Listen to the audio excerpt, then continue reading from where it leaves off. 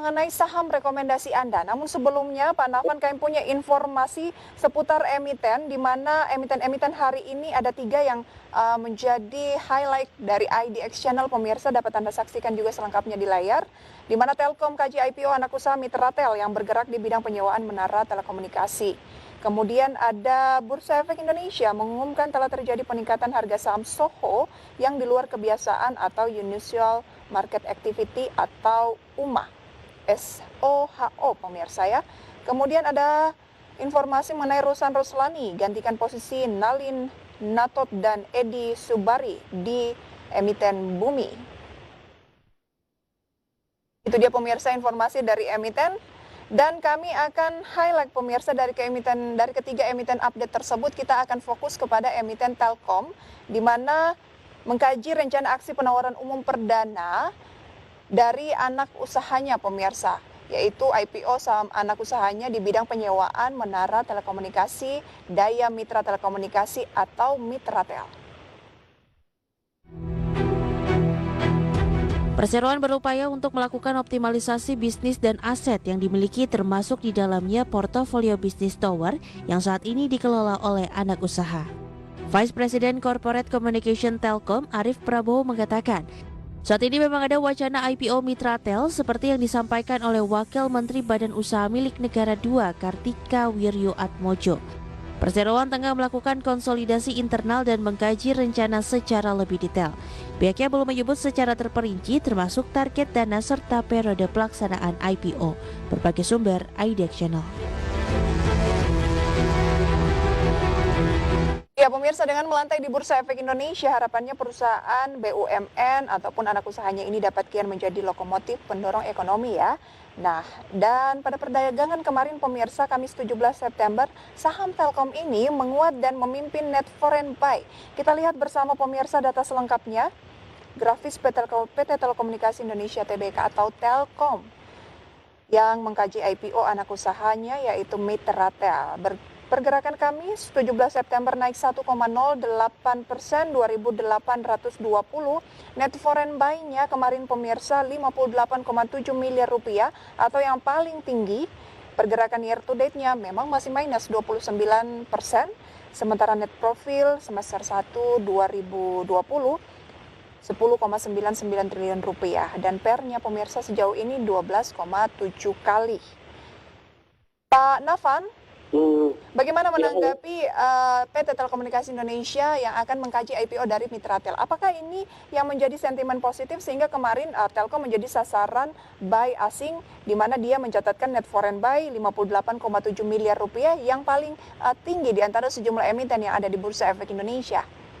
Oke, di sini kalau saya melihat bahwasannya sebagai perbandingan misalkan harga saham yang dibandingkan dengan perusahaan telekomunikasi yang lainnya seperti misalkan ada Excel dan juga ada Intel, saya pikir Telkom kemarin ini satu-satunya bertahan di zona positif gitu ya, memang proses yang dikisahkan 1% lebih. Saya pikir memang hal ini disebabkan oleh adanya wacana terkait dengan IPO anak usaha Telkom ya, di bidang bisnis telekomunikasi ya, menara telekomunikasi ya.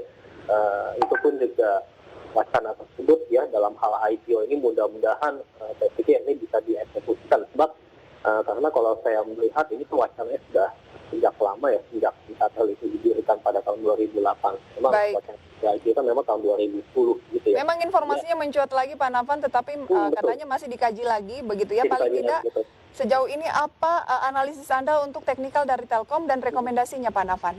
Oke, di sini sebenarnya kalau dari analisis teknikal saya melihat terlihat pola upward bar ya pada pergerakan harga saham Telkom diiringi dengan indikator RSI 14,9 yang bukan sinyal positif. Sebenarnya saya pikir ini akumulasi di Telkom bisa dilakukan ya untuk saat ini, dan juga untuk target price-nya kalau secara jangka menengah hingga jangka panjang bisa ditetapkan di level 3.500 hingga 4.000.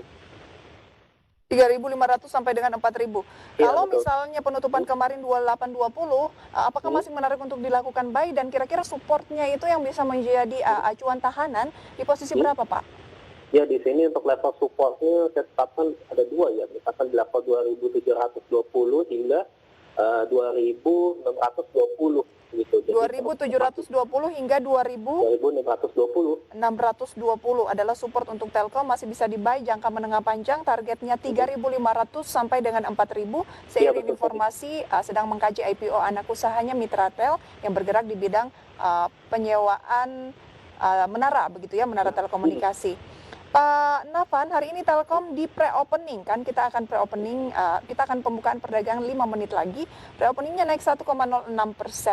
Jadi sudah boleh mulai dicicil beli atau sebaiknya tunggu dulu nih di support tadi 2720, Pak Nafan? Kalau menurut saya lebih baik cicil beli bisa dilakukan sekarang ya, begitu ya, karena ini namanya juga akumulasi beli. Jadi saya pikir ini kan kalau misalkan kita memiliki, kita berpegang teguh pada view jangka panjang, memang seyogianya Telkom pun juga akan mendapatkan katalis positif dari tren meningkatnya, misalkan dari home subscriber ya, bisa ya di atas 7 juta lebih gitu. Dan di sisi lain juga untuk kinerja pendapatan maupun juga laba bersih pada tahun depan memang diperkirakan akan menguat karena dipengaruhi oleh mobile digital services juga ya. Unitan data pun juga ke depannya juga akan mengalami kenaikan gitu. Jadi memang termasuk prospektif ya. Masih prospektif ya. Dan lagi-lagi pemirsa, Telkom di pre-opening menjadi sasaran net foreign buy 1,1 miliar rupiah sejauh ini 4 menit menjelang pembukaan perdagangan. Pak Nafan, kita akan masuk ke pembukaan perdagangan. Rekomendasi Anda apa saja untuk hari ini? Di sini kalau saya rekomendasikan ya bisa dicermati untuk saham-saham sebagai berikut, ada Astra, kemudian juga ada BBCA, BBNI, BBRI, BJBR, ICBP. Maaf Pak, BJBR selanjutnya? Iya, BJBR, ICBP, kemudian Wika. Ya, betul. Wika. ICBP dan Wika, ya. Oke, berarti dari sejumlah sektor begitu ya?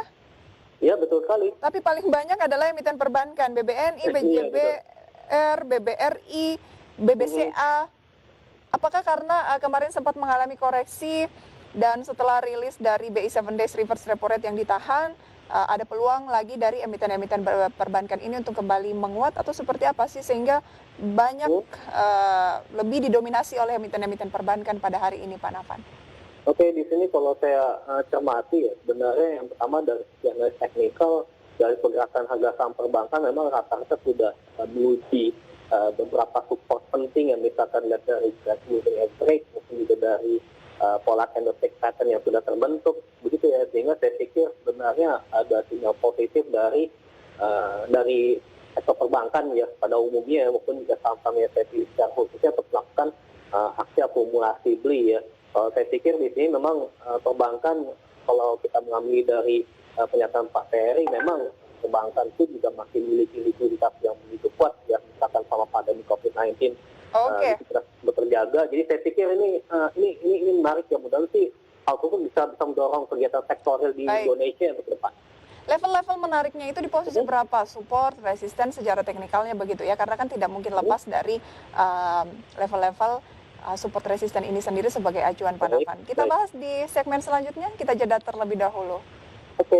Pemirsa IDX Channel, jangan beranjak dari IDX Market Opening. Informasi pembukaan perdagangan di akhir pekan ini akan kami sampaikan sesaat lagi.